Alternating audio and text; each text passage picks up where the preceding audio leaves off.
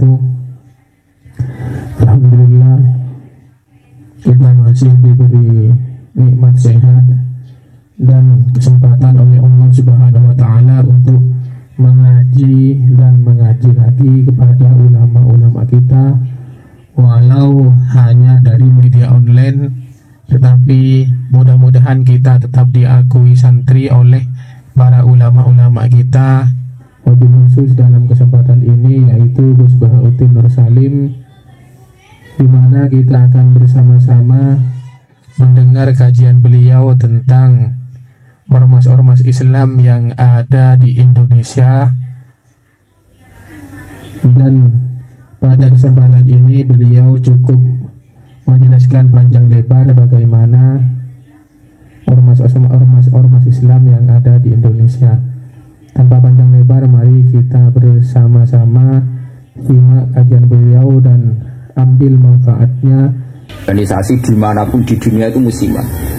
Jadi makanya saya berharap penyebutan nama ini murni tamsil. Jadi organisasi dimanapun di dunia itu musiman. Jadi makanya saya berharap penyebutan nama ini murni tamsil. Jadi jamaah di sini jangan salah paham saya mengvonis atau menghukumi satu yang disebut sa'il, yang disebut penanya, karena organisasi itu kan apa? Musiman. Misalnya di Mesir bisanya Ikhwan, kalau di Irak bisa Partai Ba'ath, di Indonesia bisa Golkar, bisa HTI, bisa NU. Makanya saya katakan organisasi itu apa? Musiman. Jadi yang saya tanyakan kayak HTI itu tentang niat ingin mempersatukan umat Islam sedunia. Saya pikir semua umat Islam tiap kiai masih pas tukaran lagi ya tetap muni waqtasimu bihablillahi jami'a wala tafarraqu. Kiai PKB nak pidato, kiai saya itu udah pecah. Orang lakoni tasimu bihablillahi jami'an wala tafar. Sama HTI juga gitu. Dengan dia bikin organisasi sendiri, tidak mau ikut NU atau Muhammadiyah, bukti dia sendiri bikin perpecahan kan. Kalau dia hati legowo, ngapain nggak milih yang sudah ada dan berjalan? Karena bikin organisasi baru itu sekedar diterima itu sak penggawean. Gamane cara Jawa krungu liyane NU be Muhammadiyah wis jinjo. Wis napa? Jinjo, mergo gak populer. Kurang hebatnya FPI. FPI itu dipimpin oleh seorang habib yang misinya jelas nahi mungkar. Itu di Jakarta juga ada pot besar. Kalau niat baik semua umat Islam sedunia punya niat baik semua. Tapi pada level teknis atau kefiyah apa mungkin? Paling banter sebatas ini. Mungkin zaman saya penggali di Indonesia menurut kula pribadi, kula nu cocok cara ditakoki pangeran hak ke organisasi mopo, kula hanya milih di antara dua, NU atau Muhammadiyah untuk konteks Indonesia loh. Karena secara umum Rasulullah ngendikan bahwa kamu harus mengikuti al-jamaah, fa inna yadawahi ma'al jamaah. Karena bikin yang baru-baru ini malah bingung kan. Setiap orang karena punya klaim fahamnya sendiri kemudian bikin ada HTI, ada jamaah tabligh, ada DI itu semua kan karena dari kekecewaan itu. Tiap kecewa enggak? Nanti pengajian tafsir ya gitu. Makanya saya pakai Jalalain. Lain itu sudah ada pakai Jalalain.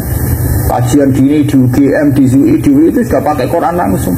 Ya ini kayak MTA itu Majelis Tafsir Al-Quran itu. Ya fahamnya macam-macam. MTA teng Solo ini konten sing darani asli itu tidak apa-apa anjing, karena di Quran yang diharamkan hanya jalan. Jadi sampean jangan terjebak, sampean sebagai orang modern jangan terjebak. Kalau niat itu baik semua. Tapi ketika Muninggo mempersatukan umat Islam dengan dia bikin organisasi sendiri dengan nama sendiri, gue nambahi jumlah perpecah. Lo enggak toh, misalnya organisasi ada Muhammadiyah, berarti percaya mau loro toh? Gara-gara sampean gawe dhewe percaya telu toh? Nggak kecewaannya gawe percaya apa tuh? Aduh tetap loro ae, suatu saat rukun gampang loro ae. Wong saiki Hasyim Muzadi mbek Den Samsudin rukun ora karuan. Mergo Den ya anak Kiai NU, Den raine rai NU. Cuma organisasinya Muhammadiyah. Ayo kan tahlilan juara Den, bapake tukang tahlil. Dia Pak Den tukang tahlil. Yang Den bagi saya itu sekretaris MUI riyen sekjen MUI. Bapake anu cepet. Lalu pas gendrian tukaran Mbak Amin Rais dari Gus Dur. Mungkin kita aslinya, maksudnya kita aslinya, ini terus kita. Tapi nak ono jamaah, napa MTA wonten napa Hizbut Tahrir wonten macam-macam niku. Mulane cocok ra cocok rasa mutu. Nek ora cocok ya jadi organisasi dhewe, malah wae. Kulo nu kenal Dirjen Debat, sering minta saran sama saya Dirjen Debat di Jakarta. Pak Bah, saya ini pusing jadi Dirjen Debat. Ya saya ini kandidat menteri kalau. Nah kalau saya jadi menteri doakan jadi menteri. Lalu apa Pak setelah sampai jadi menteri? Ya betul Pak Bah ngadepi aliran-aliran. Sing tercatat tuh yang Debat 215 aliran nang Islam. Dinten 200. Pondok salah wae gayane dhewe-dhewe. Kowe nyatet carane sendakep wong NU pirang-pirang. Nah, toreko ning Indonesia piro? Mulai Naksabandi, Qadari, Tijani, kok aliran Wahidiyah, Ahmadiyah, buah entek utekmu. Wis wiridane ngoten. Carane gedhe-gedhe ki ana ilmune. Dadi nak nganan niku pas tok jantung. Mun diluk pas jantungmu gedhe-gedhe nak kliru ae. Makanya kalau niat semua orang itu baik. Tentu kabeh kiai sing tukaran nang kiai saiki ora gelem rukun ngene. Sing muni ngono ora rukun dhewe piye zaman akhir. Tentang demokrasi menurut kalau ingin jawab, demokrasi itu kan sesuatu yang tidak pernah ada. Ada orang Amerika bilang, Mbak, di Amerika demokrasi apa? Partai hanya ada 2. Tapi dia partai dia ya serai. Di Amerika itu hanya ada Republik dan Demokrat. Makanya pakar-pakar demokrasi di Amerika itu, negara demokratis sejati itu Iran, partainya nganti 200. Amerika itu kan demokrasi, tapi orang tidak punya pilihan. Mau tidak mau ya harus Demokrat atau Republik. Demokrasi itu kan orang boleh menentukan pilihannya sendiri. Tapi kan orang itu kumpul orang banyak. Makanya di Inggris itu pernah jadi polemik begini. Pemilik tanah itu boleh ngelola tanah semaunya. Ya, tapi misalnya sekarang terus juga itu untuk ono seniman. Jadi bisa dengar poma terbuka. Jadi nak nguyang ngising ya udah. Neng tanah itu. Lah tanggane nyoal gak iso wong ning tanah. Akhirnya dirubah konstitusinya. Boleh mengelola tanahnya sendiri yang tidak mengganggu orang lain. Akhirnya mereka ditambahi kan. Lah demokrasi ya ngono. Orang boleh menentukan sikapnya sendiri. Lah nek sikapnya mendemeni bojone wong. Padha karepe misalnya. Bojone wong iki ya seneng kowe ya seneng. Selingkuh. Selingkuh ora halal. Mereka orang boleh menentukan perilakunya sendiri. Makanya kriteria demokrasi itu di baratlah demokrasi adalah hak untuk hidup, memilih agama, memilih kepercayaan. Tapi tetap pada bingkai aturan. Cuma aturan itu yang mereka tidak mau, milih Islam lah apa, milih konstitusi hukum positif, itu hukum-hukum legal, ilegal. Tapi tidak bisa, hidup tanpa aturan tidak bisa. Karena tentu kita terkait sama hak orang lain. Misalnya kita tanah tanam dulu. Nah, dan misalnya terus gue jadi ini ngarep terbuka, ya uang ya. Nah, sama itu yang kita pikirkan. Tapi saya lebih tertarik pertanyaan yang pertama. Ya. Jadi sampai jangan pernah ya tertipu oleh berbagai jargon organisasi baru yang ingin bikin lebih baik. Karena itu hanya jargon saja, hanya kampanye saja. Faktanya tidak mudah. Wong NU yang wis suwi lahir, Muhammadiyah suwi lahir kepen ideal atau ideal? Apa organisasi A? Tanya. NU lahir mulai Bahasim. Iku wae proklamasi ini apa jenenge peresmiane. Lahir sedurunge zaman tahun 11 zaman Sayyidina Mekah, golongane Mbah Muhyiddin, golongane Bahasim zaman Damal Samratul Raudhah teng Mekah. Niku ora tau ideal. Muhammadiyah ora tau ideal, pemenang gawe anyar. Lah kados HTI ini aku lo kenal beda HTI, sampean apa ngamal? Tahu akrab sedan kanca-kanca kula HTI ini atas sing kenal lho. Kenane wanita-wanita HTI itu demo pro poligami. Mergo dekne risau poligami kok disoal zaman rame-rame agim poligami akeh demo anti poligami. Lha iku perempuan HTI itu demo pro napa? Poligami. Nggo nunjukno nek syariat Islam oleh napa poligami. Tapi ditakoki wae apa betul ibu ikhlas kalau suaminya berpoligami? Ya ora siap tenan, ngurusane pernah. Wong Islam kabeh tentang poligami itu kan murni perasaan saja. Artinya wong wedok nentang. Nah cara ora rasa ditentang ora kuat. Mbok olehno ora kuat. Ya zaman poligami mulai bisa sampai arah nak halal. Tetap dora poligami kan butuh dana bareng kan. butuh dana rasa dilarang nggak? Dan yang jelas ngerti, organisasi itu masalah musiman. Di Mesir itu karena kecewa dengan partai pemerintah juga ada Ikhwanul Muslimin. Nanti di Mekah juga sekarang mulai banyak organisasi kepercayaan itu mulai kuat. Di Arab sendiri juga banyak perpecahan. Indonesia nggih sama. Nggih to riyen wonten PSI, Serikat Dagang Indonesia. Riyen sederenge SI Serikat Islam niku riyen Serikat Dagang. Karena dulu Hasakro Aminoto mendirikan itu untuk melawan Cina-Cina kok juga. Jadi Solo sama Jogja dikuasai Cina perdagangan. Islam keok. Terus beliau kerja sama tokoh-tokoh batik supaya batik dikuasai Islam. Sehingga dulu berdirinya itu Serikat Dagang. Makanya saya itu sering mati khai Hasakro Aminoto.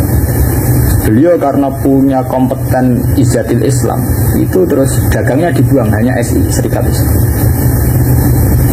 Nah, itu sampai beliau di ruangan mantu Pak Karno. Pak Karno makanya terima kasih sekali sama Hasakro Aminoto. Beliau itu yang nempa mental ketokohan, tahu mantu Kiai Soekarno. Kalau orang PKI itu ulang.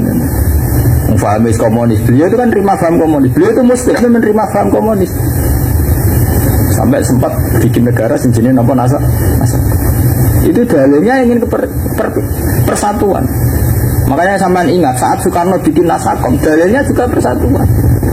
Karena bagaimana mungkin sebuah negara dengan pemilih sekian juta kok kita hapus?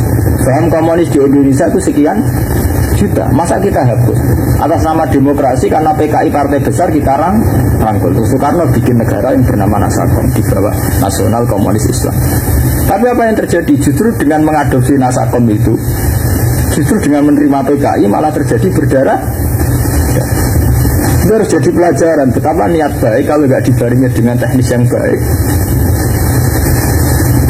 Itu ngono, itu balik seneng kiai men sering sowan, justru sering sowan mari tukaran mbek bojo. Bojo ora tau mbok salami templek 20.000 gak men mbok kakekno kiai malah cemburu kan. Lho kula kiai lho ngomong dadi adil lho. Nah, padahal sowan kiai maksudnya anu syariat kiai wa asiruhunna bil ma'ruf. Nah mbek bojo kumpuli sing akeh. Jadi kita harus konsisten dengan syariat yang dianjurkan Quran. Kalau Quran bilang wa asyiruhunna bil ma'ruf, kita bilang begitu. Titik. Bahwa ada hukum sosial wong sowan kiai sowan apa ini kudu konsisten. Ini kang ngeke au dhuwit bojomu wis luwih-luwih ta. Kudu mbok takokno nek sing sawane pas-pasan kudu mbok takon. Tapi terus ora salam tempel ora wis ra paten. Tapi yang penting kan kita sesuai sunnah Rasul. Paham ya? Sama kan? Al-Fatihah. Rahim nas'aluka bi anna lakal hamda la ilaha illa anta al-mannan. Ya badi'a samawati wal ardi ya hayyu ya qayyum ya dzal jalali wal ikram. Anna risa rasulaka Muhammadan rasulullah sallallahu alaihi wa sallam yu'allimuhu bil-kitaba wal hikmata wa sunnata kama aslah. Wa rasulan rahmatan lil alamin wa rasulan nuran wa hudan. Ilahana alimna minal Qur'an ma jahilna wa dzakirna ma nasina. Wa sallallahu hujjata ya rabbal alamin. Rabbana atina fid dunya hasanah wa fil akhirati hasanah wa qina adzabannar. Sallallahu alaihi wa sallam Muhammad sallallahu alaihi wa sallam.